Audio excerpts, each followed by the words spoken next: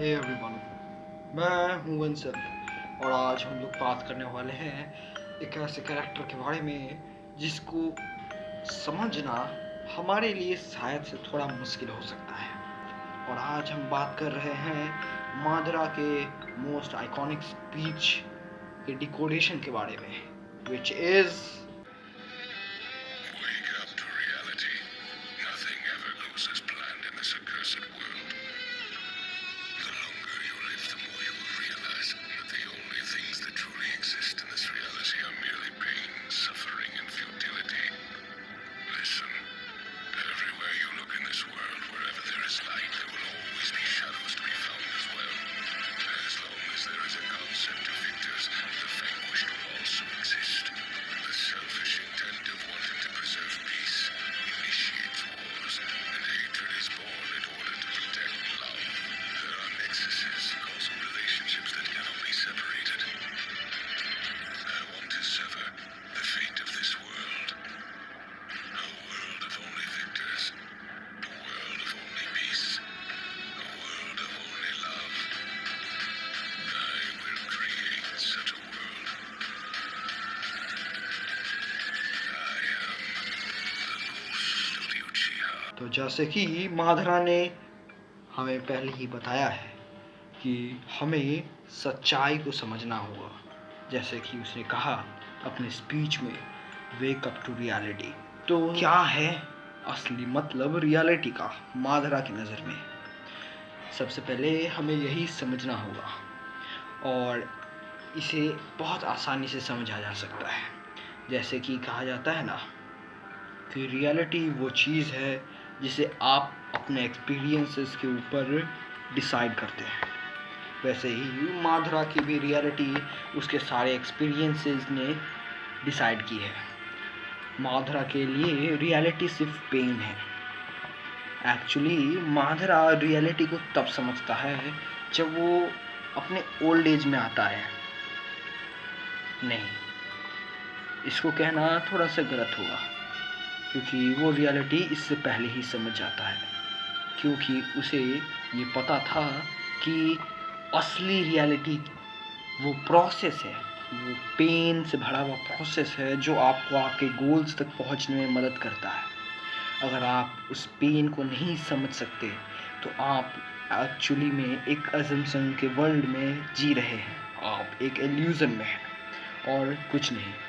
और यही माधरा अपनी स्पीच के स्टार्टिंग वर्ड्स और स्टार्टिंग फ्रेज में बोलता है। उसके बाद जैसे स्पीच कंटिन्यू होती है, हमें ये बताया जाता है, माधरा के आगे हमें जैसे बताया जाता है कि nothing ever goes as plan in this accursed world. इस श्रापित दुनिया में कुछ भी तुम्हारे हिसाब से नहीं होगा। और ये बात हम इस तरीके से समझ सकते हैं कि एक स्टूडेंट एक प्लान बनाता है, अपना स्टडी प्लान बनाता है, जिसकी मदद से वो 95% स्कोर कर सकता है। वो उसे ट्राई करता है एक हफ्ते तक, लेकिन उसके बाद उसकी मोटिवेशन लेवल नीचे गिरने लगती है और वो छोड़ देता है। तो ऐसे क्या वो कभी अचीव कर पाएगा? उसके प्लान्स तो परफेक्ट थे शायद से, बट उसकी एग्जीक्यूशन में कुछ दिक्कत हो गई। और एग्जीक्यूशन भी प्लान का ही एक पार्ट होता है, या कह सकते हैं दूसरे एग्जांपल के थ्रू कि वो स्टूडेंट उस प्लान को फॉलो कर लेता है, बट कोई भी चीज़ जो इंसान बनाता है वो परफेक्ट नहीं हो सकता, और इस कारण से वो उसको उतने मार्क्स नहीं मिलते जितना वो डिज़र्व करता है या स्कोर करने के लिए एम किया था। तो इन दो एग्जाम्पल से हम समझ सकते हैं कि कैसे हमारे प्लान्स हमें खुद ही ऑल्टर कर जाते हैं।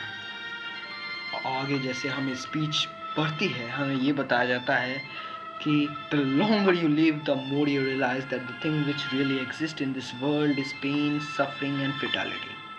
इन फ्रेजेस में मैं तो बस यही समझने का ट्राई कर रहा था कि आखिर माधरा इन तीन words pain, suffering and fatality से समझना क्या चाह रहा है। और शायद से मैं जो समझा वो माधरा के स्पीच से या माधरा की आइडियोलॉजी से अलग हो सकता है, बट जो मैं समझता हूँ मैं वही आपके सामने प्रेजेंट करता हूँ। मेरे ख्याल से माधरा पेन का वर्ड यूज़ करते हुए हमें सिंबलाइज करना चाहता है कि हमें उस प्रोसेस को जीना चाहिए जो हमें दर्द दे, क्योंकि दर्द ही हमें आगे पुश करता है और एक्स्ट्रा वर्क करने के लिए। उसके बाद सफरिंग वो पॉइंट है जहाँ पे हम अंडरस्टैंड करते हैं कि जो पेन है वो हमें तोड़ नहीं रहा, हमें रीबिल्ड कर रहा है, और वो इम्पॉर्टेंट है। और फैटेलिटी मेरे हिसाब से वो आखिरी स्पॉट है जब आप अपने गोल्स को या तो अचीव कर लेते हैं या तो नहीं करते हैं, या तो नहीं कर पाते, बट फिर भी आप ये अंडरस्टैंडिंग अपने अंदर क्लियर कर लेते हैं कि आप जो पहले थे उससे बहुत अलग हो चुके हैं।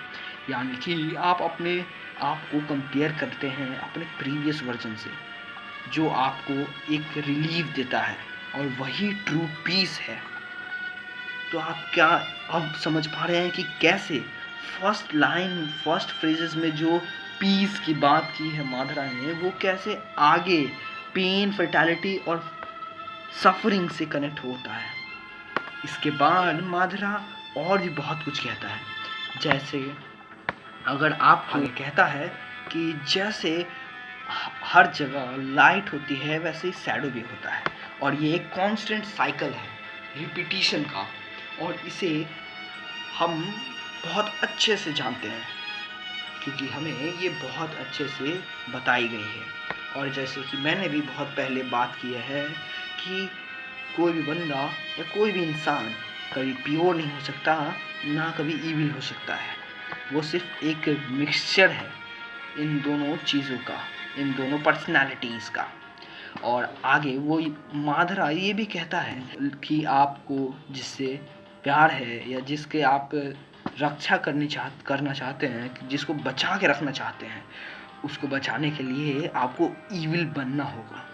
और जैसे मैंने कहा था कि अगर आप ईविल हैं तो इसका मतलब ये नहीं कि आप एक विलन ही हैं, आप हीरो भी हो सकते हैं दूसरों के नज़र में, जिसे आप प्रोटेक्ट। तो जैसे हम लोग ने अभी तक समझा कि माधरा के वर्ड्स जो सेंस करते हैं, जो फीलिंग हमें आती है उसको सुनने के बाद, वो वैसे तो बिल्कुल नहीं है। वैसे ही माधरा भी एक नॉर्मल विलन नहीं था, वो एक विजनरी था। He was not evil, he was just far ahead from his generation, और इसीलिए लोग उसे ईविल कहने लगे। तो एट लास्ट मैं यही कहना चाहूँगा कि मैं वंसल आपसे विदाई लेता हूँ।